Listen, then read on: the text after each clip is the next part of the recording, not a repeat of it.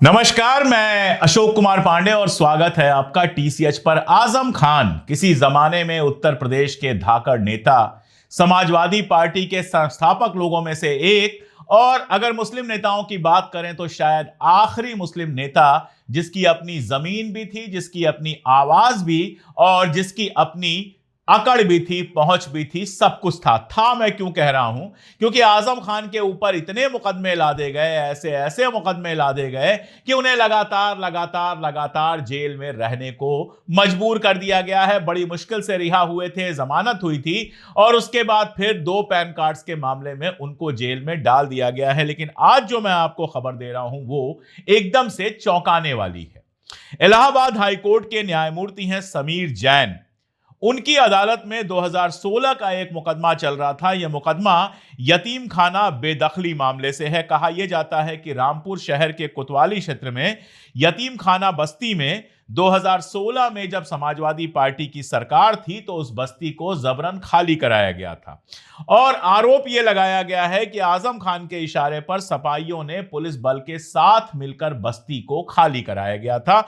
यह मुकदमा चल रहा था और इसी से जुड़े हुई तमाम सारी चीजें इसमें जोड़ दी गई थी। घरों में घुसकर मारपीट, छेड़छाड़, रुपए, जेवर, भैंस बकरियां लूटना, ये सारे मुकदमे जो हैं आजम खान के ऊपर लाद दिए गए थे। आजम खान जब रिहा हुए थे, बहुत दर्द भरी आवाज में उन्होंने कहा था कि मैं तो लोगों के रुपए पैसे लूटने वाला, जेवर चोरी करने वाला, भैंस चुराने वाला बना दिया गया हूं। तो वो सब इससे जुड़ा हुआ था। जाहिर है चोर को नहीं होना चाहिए। मुर्गी चोरी कराई है, मैंने की भी नहीं है, वरना मुर्गी तो मिल जाती मुझे। बकरी चोरी कराई है, भैंस चोरी कराई है, किताब चोरी कराई है, फर्नीचर को चोरी कराया है और एक ऐसा जुर्म किया है मैंने जिसकी पहली बार आपको इत्तला मिल रही है।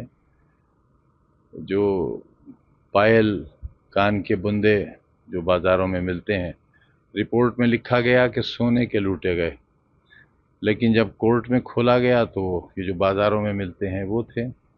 अब यह मुकदमा चल रहा था और इस मुकदमे में आजम खान साहब ने हाई कोर्ट का रुख किया था और हाई कोर्ट में यह दावा किया गया था कि जो वीडियो है, उस घटना का जो वीडियो पेश किया गया है, उसमें आजम खान कहीं नहीं है और न्यायपूर्ण सुनवाई के लिए, मतलब कानूनन उनको न्याय मिलने के लिए जरूरी है कि उस वीडियो को देखा जाए जिसमें वो कहीं नहीं है। तो अगर एक घटना हुई है जिसमें उनके ऊपर तमाम सारे आरोप हैं और उस घटना के जो वीडियोज हैं उनमें आजम खान कहीं नहीं है, तो आप आजम खान को सीधे उन घटनाओं के लिए जिम्मेदार नहीं ठहरा सकते। और इसी मामले में 10 सितंबर को, जो गया 10 सितंबर है, उसको न्यायमूर्ति समीर जैन की अदालत ने आजम खान को जमानत दी थी और अब जो आगे कार्रवाई चल रही थी वो मुकदमे को खत्म करने की चल रही थी।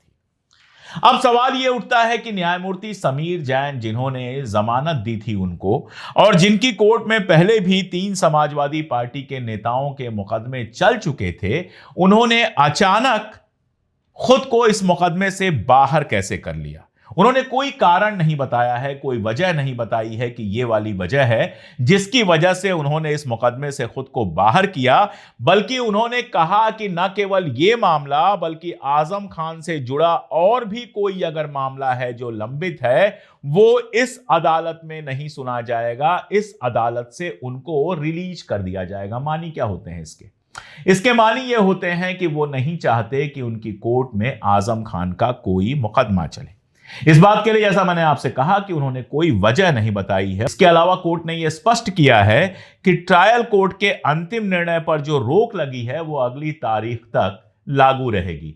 ट्रायल कोर्ट का निर्णय था जिसमें आजम खान को दोषी ठहराया गया था, उस पर रोक लगाई गई थी और आजम खान को जमानत दी गई थी, तो वो जो निर्णय था वो तो लागू रहेगा। जमानत उस मामले में जो मिली है वो तो लागू रहेगी, लेकिन अगली जो कार्रवाई होगी, अगली जो सुनवाई होगी, वो किसी और जज की अदालत में होगी। तो सवाल सबसे बड़ा यह है कि आखिर न्यायमूर्ति समीर जैन ने इस मुकदमे से खुद को बाहर क्यों कर दिया? और जब अचानक उन्होंने बाहर किया है बिना कोई वजह बताए हुए, तो तमाम सारे सवाल सामने खड़े होते हैं। सबसे बड़ा सवाल तो यही खड़ा होता है कि क्या आजम खान को लंबे समय तक जेल में बनाए रखने में कहीं ना कहीं न्यायमूर्ति समीर जैन बाधा साबित हो रहे थे और सरकार नहीं चाहती थी कि उनको जमानत मिले? क्या समीर जैन के ऊपर कोई ऐसा दबाव था जिस दबाव की वजह से उन्होंने कहा कि भाई मैं ये मुकदमा सुनूंगा ही नहीं, आपके मन वाली नहीं करूंगा लेकिन मुकदमा सुनूंगा ही नहीं? और इन सब से जुड़कर अगर समीर जैन साहब को 2 मिनट छोड़ भी दें, न्यायमूर्ति महोदय के इस निर्णय को 2 मिनट के लिए छोड़ भी दें, तो बड़ा सवाल यह बनता है कि क्या ये न केन प्रकारेण बाई हुक बाई क्रुक कैसे भी आजम खान को जेल में रखने की साजिश रची जा रही है? फिर उनको रिहा क्यों किया गया था? कहीं ऐसा तो नहीं कि सरकार नहीं चाहती थी, लेकिन न्यायमूर्ति साहब ने सब कुछ देखकर जो जमानत दी उनको, जिसकी वजह से वो जेल के बाहर आ गए, उनके बयानात आए, तमाम लोगों से मुलाकात हुई, ये सारा कुछ सरकार को पसंद नहीं आया। आजम खान साहब एक सीनियर लीडर रहे हैं, मिनिस्टर रहे हैं, क्या क्या रहे हैं सब हम जानते हैं, वो बताने की जरूरत नहीं है। रामपुर में उन्होंने अपनी पॉलिटिक्स शुरू की। आप उनसे सहमत हो सकते हैं, असहमत हो सकते हैं, वो जिस तरह की राजनीति करते थे। बहुत सारे लोग उनके दोस्त हैं, बहुत सारे लोग दुश्मन हैं, और बहुत सारे लोग ऐसे हैं जो पसंद नहीं करते हैं। रामपुर रियासत की जो राजनीति थी उसको आजम खान साहब ने लगभग खत्म कर दिया, अपना एक नया कल्ट बनाया, और जाहिर तौर पे उनकी जो जबान थी या जबान है वो तुर्श है, आज भी तुर्श है। बहुत अच्छा भाषण देते हैं, देश में गिने चुने लोग होंगे जो हिंदुस्तानी में आजम खान से बेहतर भाषण देते होंगे, और समाजवादी पार्टी के लिए जो मुस्लिम वोट बैंक है, उसका जो मुस्लिम आधार है, उसको बनाने और बड़ा करने में आजम खान का बड़ा रोल रहा है। विधानसभा चुनाव अब उत्तर प्रदेश में बहुत दूर नहीं है, होने वाले हैं, साल भर में, साल डेढ़ साल में वहां चुनाव होंगे। तो क्या ऐसे में जानबूझकर आजम खान को लगातार जेल में रखा जा रहा है?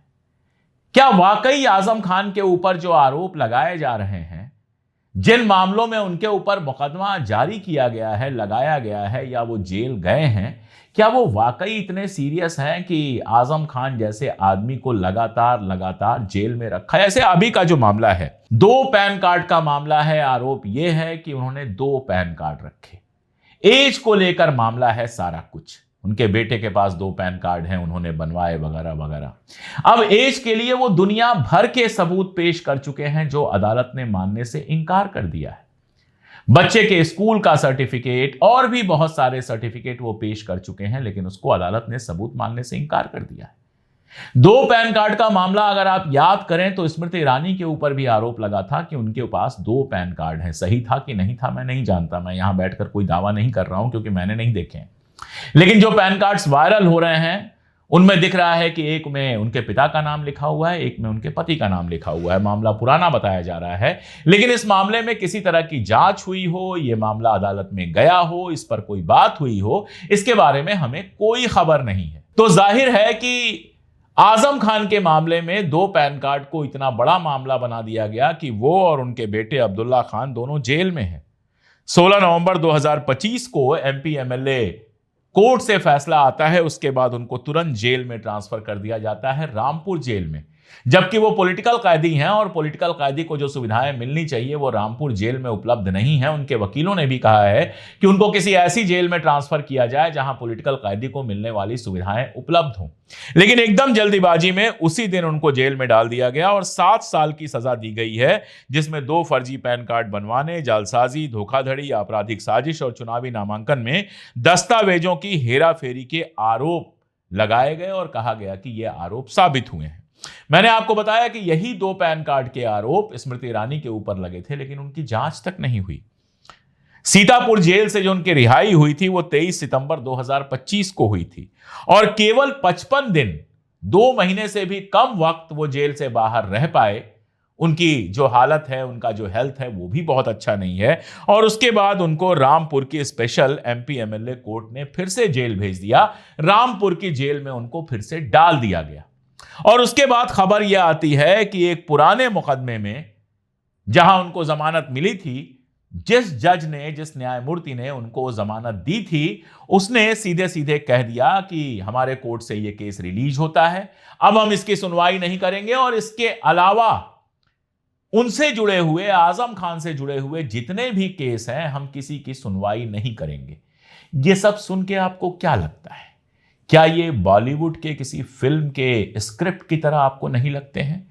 जिसमें सत्ता पक्ष ने यह तय कर लिया है कि इस नेता को या इस व्यक्ति को लगातार जेल में रखना है और उसके बाद उसके ऊपर लगातार एक से एक मुकदमे लगाकर एक मुकदमे का फैसला आए तो दूसरा फंस जाए, दूसरा फंस जाए तो तीसरा फंस जाए, तीसरा अगर क्लियर हो जाए तो चौथा फंस जाए और चारों अगर क्लियर हो जाए तो एक नया मुकदमा लाद दिया जाए। क्या यह वाला खेल आजम खान के साथ नहीं हो रहा है? अगर यतीम खाना बेदखली के मामले को देखें तो 12 अलग अलग मुकदमे दर्ज हुए थे और इसका मामला चल रहा था, मैंने आपको बताया, रामपुर के एमपी एमएलए कोर्ट में। ट्रायल कोर्ट ने 30 मई को आरोपियों की ओर से मामले के मुख्य गवाह वक्फ बोर्ड के चेयरमैन जफर अहमद फारूकी को दोबारा बुलाने की मांग की, लेकिन जब यह मांग की गई, अब वक्फ बोर्ड के चेयरपर्सन हैं तो जाहिर है सरकार के करीब होंगे, उनको बुलाया गया। लेकिन जब यह मांग की गई अपराधियों द्वारा, जिनको अपराधी कहा जा रहा है, यानी कि आजम खान और बाकी लोगों द्वारा, जब यह डिमांड की गई कि जो मामला हुआ है उसकी तो वीडियोग्राफी हुई थी, उस वीडियोग्राफी को आप रिकॉर्ड पे लेके आइए और ये देखिए कि क्या उस वीडियो में आपको आजम खान साहब या बाकी जिनके ऊपर आरोप लगा है, वीरेंद्र गोयल हैं, इस्लाम ठेकेदार हैं, इन सारे लोगों का कहीं चेहरा दिखाई दे रहा है? अब सोचिए आपके ऊपर आरोप लग जाए कि फलां दंगे में आप शामिल थे और उस दंगे का पूरा वीडियो हो, आप ये कहें हुजूर मैं तो उस वीडियो में दिख ही नहीं रहा हूं, फिर मैं उस दंगे में शामिल कैसे हो सकता हूं? लेकिन कोर्ट कह दे हम तो वीडियो को मानेंगे ही नहीं, हम तो लोगों को सबूत मानेंगे और 4 आपके खिलाफ गवाह खड़ा कर दे जो कहें कि हमने आपको ये करते हुए देखा है। ये न्याय है, अन्याय है? ये खुद सोचिएगा। ऐसा नहीं लगता कि फैसला पहले लिख लिया जाता है, उसके बाद कार्रवाई होती है? आजम खान साहब इसके बाद हाईकोर्ट में गए और हाईकोर्ट में उन्होंने कहा कि वीडियो से सिद्ध होगा कि घटना स्थल पर जहां यह घटना हुई थी वो थे ही नहीं और सही न्याय तक पहुंचने के लिए यह जरूरी है। समीर जैन साहब की जो अदालत है उसने इस बात को माना होगा और इसी वजह से आजम खान साहब को जमानत मिली होगी और अब यह मुकदमा आगे चलना था। लेकिन अचानक कल यह फैसला आता है कि कोर्ट ने अपने आप को सभी मामलों से अलग कर लिया। अब यह किसी नए न्यायमूर्ति के सामने लिस्ट होगा। अब अदालत में जो वकील हैं उनका कहना है कि यह अपने आप में आश्चर्यजनक है, क्योंकि न्यायमूर्ति जैन इससे पहले आजम खान साहब से जुड़े 4 मामलों की सुनवाई कर चुके हैं, तो अब वो क्यों नहीं करना चाहते हैं, यह समझना बेहद मुश्किल है। जो उनके वकील हैं आजम खान के, शाश्वत आनंद, उन्होंने कहा कि यह उच्च न्यायालय में एक दुर्लभ उदाहरण है। कभी कभार ही होता है जहां एक न्यायाधीश ने एक ही व्यक्ति से जुड़े सभी मामलों से खुद को अलग कर लिया है। अब बताइए इसके बाद यह सवाल उठेगा या नहीं उठेगा कि कहीं उस न्यायमूर्ति के ऊपर प्रेशर तो नहीं बनाया जा रहा है, कहीं ऐसी अदालत में यह केस ट्रांसफर करने का खेल तो नहीं किया जा रहा है जहां से आजम खान साहब के उल्टे फैसला आने की पूरी उम्मीद हो। यह अपने आप में बेहद आश्चर्यजनक बात है। हमने देखा है, उमर खालिद के मामले में भी देखा है कि एक जमाने में लगातार जब वो जमानत के लिए जा रहे थे सुप्रीम कोर्ट में, तो एक खास जज के अदालत में ही उनके मुकदमे डाले जा रहे थे और लोगों का आरोप था कि वो खास जज जो हैं वो सरकार के बेहद करीब हैं और उमर खालिद को 5 साल हो गई, जमानत का मुकदमा कायदे से चला ही नहीं। अब जाके मुकदमा चल रहा है, देखना है उसमें क्या फैसला आता है। लेकिन बड़ा सवाल यह बनता है कि जिस तरह से आजम खान को लगातार जेल में रखा जा रहा है, जिस तरह से आजम खान के ऊपर एक से एक बढ़कर मुकदमे लाद दिए गए हैं, कितने मुकदमे लादे हैं वो आजम खान को भी शायद याद ना हो, जिस तरह से उनको जमानत मिलती है और रिहा होने के 55 दिन के अंदर फिर से जेल में डाल दिया जाता है, ये वाकई न्याय है? क्या वाकई उत्तर प्रदेश में कानून और न्याय व्यवस्था काम कर रही है, या आजम खान को उनकी हक पसंदी और उनके खुली जबान, उनकी तुर्श जबान और मुसलमान होने की सजा मिल रही है? ये सवाल मैं आपके सामने छोड़ता हूं, सोचिएगा और कमेंट में मुझे जरूर बताइएगा कि आपको क्या लगता है। आज के लिए इतना ही, बहुत शुक्रिया।